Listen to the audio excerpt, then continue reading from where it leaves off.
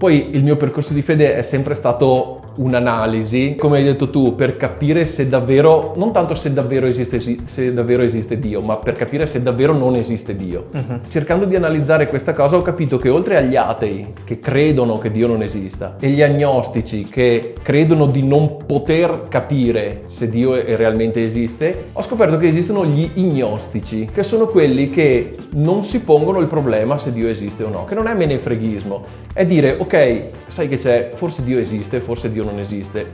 però io devo fare la mia vita, a prescindere dal fatto che esista un Dio che mi aiuta o un Dio che mi fulmina. Al di là degli esponenti della Chiesa che per forza di cose sono credenti ed è giusto che lo siano, al di là dei membri di War che è giusto che siano atei, credo che la maggior parte delle persone che abbiamo intervistato, magari anche senza saperlo, ma siano proprio quest'ultima forma